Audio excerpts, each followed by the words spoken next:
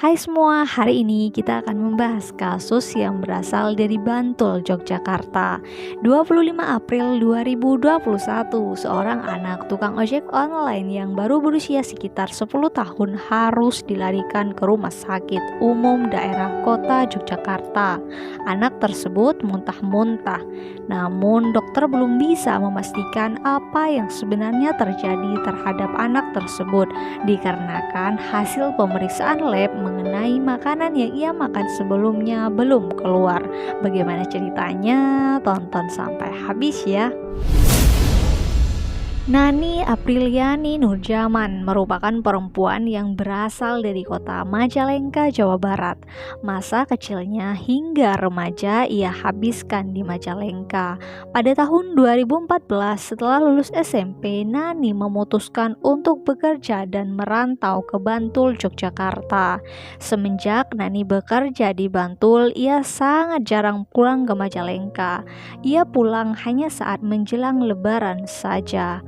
Kurang lebih setelah 1 tahun bekerja di Bantul, tepatnya pada tahun 2015, ia bertemu dengan seorang laki-laki bernama Aibtu Yohanis Tommy Astanto.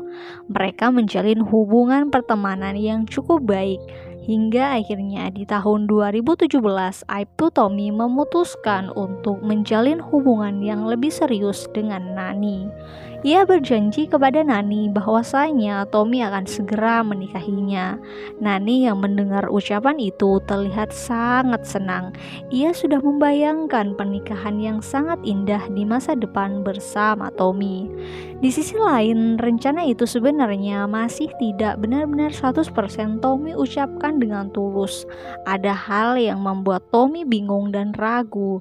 Salah satunya hubungan antara Tommy dan Nani itu merupakan hubungan yang beda agama. Tiba-tiba tanpa adanya kalimat perpisahan pada bulan September 2017, Tommy menikah dengan perempuan lain. Melihat kenyataan itu, Nani Apriliani sakit hati. Ia terpuruk dan merasa dikhianati. Beberapa bulan setelah pernikahan itu, Tommy sudah jarang sekali bertemu dengan Nani.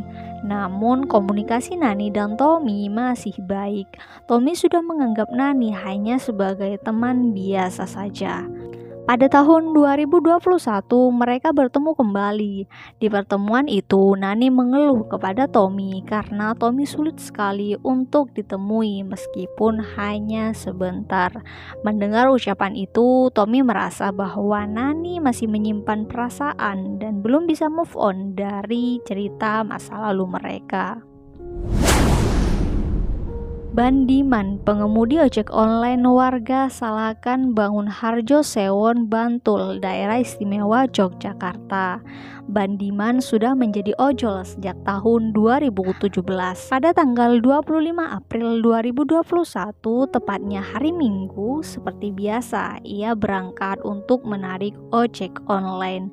Setelah berkeliling mencari pelanggan seharian, sore harinya Bandiman berhenti di sebuah masjid di kawasan Jalan Gayam atau sebelah barat Stadion Mandala Krida, Kota Yogyakarta. Ia berhenti untuk sholat asar. Selesai sholat dan beristirahat, Bandiman tiba-tiba didatangi oleh seorang perempuan muda. Ia memberinya orderan, mengirimkan makanan kepada seorang laki-laki bernama Tommy dengan alamat di Kasihan, Bantul. Perempuan itu berdalih tak memiliki aplikasi kepada Bandiman. Lantas perempuan itu memberikan ongkos sebesar Rp30.000. Ongkos itu melebihi kesepakatan karena awalnya Budiman hanya meminta ongkos sekitar Rp25.000. Setelah kesepakatan itu selesai, perempuan itu pun pergi dan Bandiman langsung memacu sepeda motornya menyusuri jalanan. Setelah beberapa menit sampailah Bandiman ke alamat penerima paket, yakni Tommy, warga Kasihan, Bantul. Namun sebelumnya sang perempuan itu berpesan ketika sampai di rumah tujuan, pengirim diberi nama atas nama Hamid, warga Pakualam, kota Yogyakarta. Rumah Tommy tampak sepi. Kemudian Bandiman mencoba menelpon Tommy yang sedang berada di luar rumah dan mengatakan bahwa ada paket dari Hamid. Tommy menjawab bahwasanya ia tidak merasa punya teman yang bernama Hamid, apalagi sahabat atau sanak saudara. Lalu kemudian Tommy menyuruh Bandiman untuk menelpon sang istri dan ternyata istri Tommy juga tidak mengenal Hamid. Bandiman kemudian diminta untuk membawa pulang saja paket makanan itu untuk berbuka puasa. Kebetulan pada saat itu bulan Ramadan. Singkat cerita, karena hari sudah semakin sore dan menjelang berbuka puasa, Bandiman segera buru-buru pulang ke rumah. Sesampainya di rumah, Bandiman melihat sang anak yang bungsu, Naba Faiz Prastia, yang berusia sekitar 10 tahun, baru saja pulang dari TPA membawa gudeg. Karena Naba Faiz tak begitu suka gudeg, Naba memberikan makanan itu kepada Bandiman. Selang beberapa menit, suara azan berkumandang. Saat Bandiman dan keluarga berbuka puasa, di sela-sela berbuka puasa, istri Bandiman membuka paket makanan yang dibawa tadi. Isinya adalah sate beserta lontong-lontongnya. Lalu istri Bandiman memotong lontong tersebut, kemudian dikasih bumbu sate dan langsung disuapkan kepada Naba Faiz. Seketika anak Bandiman merasa kepahitan serta kepanasan. Ia berlari ke depan kulkas untuk mengambil air es.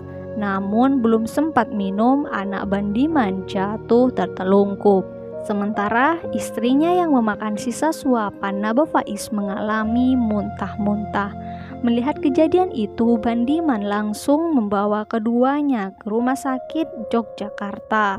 Selama perjalanan dari mulut istri serta anaknya keluar buih.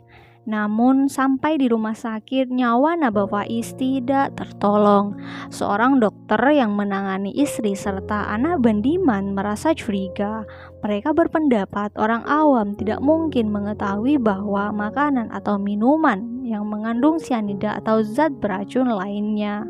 Dokter segera melakukan tes lab melalui sisa-sisa makanan yang mereka makan sebelumnya. Beberapa jam kemudian hasil menunjukkan ada racun sianida. Laboratorium Kesehatan dan Kalibrasi Dinas Kesehatan Daerah Istimewa Yogyakarta mengungkap ada kandungan potasium sianida dalam paket takjil sate itu. Ahli forensik Universitas Gadjah Mada atau UGM, Lipur Rianti Ningtyas juga mengatakan potasium sianida merupakan jenis racun yang bisa dibeli secara bebas. Zat itu biasanya terkandung dalam racun tikus. Jika masuk ke dalam tubuh manusia, racun itu akan mencegah sel menggunakan oksigen. Akibatnya, sel-sel dalam tubuh akan mati. Dalam jumlah kecil, sianida akan menimbulkan gejala seperti mual, muntah, sakit kepala, pusing, gelisah, nafas sesak, dan juga tubuh lemas. Tidak hanya itu, dalam jumlah besar akan menyebabkan kematian. Kejadian ini langsung dilaporkan kepada pihak berwajib. Pihak berwajib yang mendapat laporan tersebut langsung bergerak. Kapolsek Sewon Kompol Suyanto mengatakan pihaknya langsung bergerak melakukan olah tempat kejadian perkara. Polsek Sewon melimpahkan kasus ini ke Polres Bantul. Pada Rabu 28 April 2021, Kasat Reskrim AKP Ngadi mengatakan pihaknya memeriksa CCTV dan dicocokkan dengan keterangan dari Bandiman. Bandiman sepakat bahwa pelakunya adalah seorang perempuan muda itu karena sedari awal ia mencurigakan, sampai-sampai Bandiman harus berbohong kepada keluarga Tommy mengenai pengirim takjil sate itu. Polisi terus melakukan penyelidikan dan pencarian. CCTV disesuaikan dengan kebutuhan, seperti di jalur yang memungkinkan perempuan itu berada. Setelah 4 hari, petugas kepolisian akhirnya berhasil menangkap perempuan itu. Perempuan itu ditangkap oleh kepolisian Resort Bantul Daerah Istimewa Yogyakarta. Ia adalah Nani Apriliani Nurjaman. Saat dilakukan pemeriksaan dan juga interogasi, Nani mengaku bahwa dirinya sakit hati terhadap laki-laki yang bernama Tommy yang sudah berjanji akan menikahinya, namun ternyata itu semua omong kosong. Tommy malah memilih untuk menikahi wanita lain. Akhirnya cinta Nani bertepuk sebelah tangan. Itulah yang membuat Nani Apriliani sangat dendam dengan Tommy. Di sisi lain, Bandiman yang sudah mendengar bahwa pelakunya sudah ditangkap, Bandiman mengaku sudah menyerahkan sepenuhnya kasus ini kepada pengacara yang mendampinginya. Bandiman pun berusaha keras untuk mengikhlaskan kepergian anak bungsunya itu. Meskipun sangat sulit, namun dirinya tetap berusaha ikhlas. Saat itu, Bandiman berusaha untuk kembali bangkit dan tidak terus-menerus berlarut dalam kesedihan. Bandiman berusaha untuk berpikir positif demi masa depan anak sulungnya dan juga istrinya. Ia berencana kembali untuk bekerja menjalankan profesinya sebagai tukang ojek online. Sebab hidup mesti berjalan. Anak sulungnya yang kini sudah duduk di bangku kelas 11 SMK Yogyakarta masih membutuhkan biaya untuk sekolah. Menurut Budiman, jika berlarut dalam kesedihan, maka kehidupan keluarganya akan kacau. Bandiman mengaku masih sedih ketika ingat anaknya yang telah meninggal tersebut. Bahkan istrinya masih sering menangis ketika dirinya menceritakan perihal anaknya kepada orang lain. Di mata keluarga, Naba Faiz merupakan anak yang sangat spesial. Naba termasuk anak yang soleh dan pintar untuk anak seumurannya. Bandiman mengatakan Naba sudah pandai membaca Al-Quran. Bahkan oleh gurunya, baik di sekolah ataupun di TPA, Naba sudah dipersiapkan untuk membantu sang guru mengaji membimbing anak-anak yang lebih junior. Selain pintar mengaji, Naba termasuk anak yang berprestasi dalam bidang akademi. Sejak kelas 1 SD, Naba selalu mendapatkan ranking 3 besar, paling banyak di ranking 2. Obsesi Naba memang ingin selalu berada di ranking 1. Naba kecil bercita-cita ingin menjadi tim pemadam kebakaran.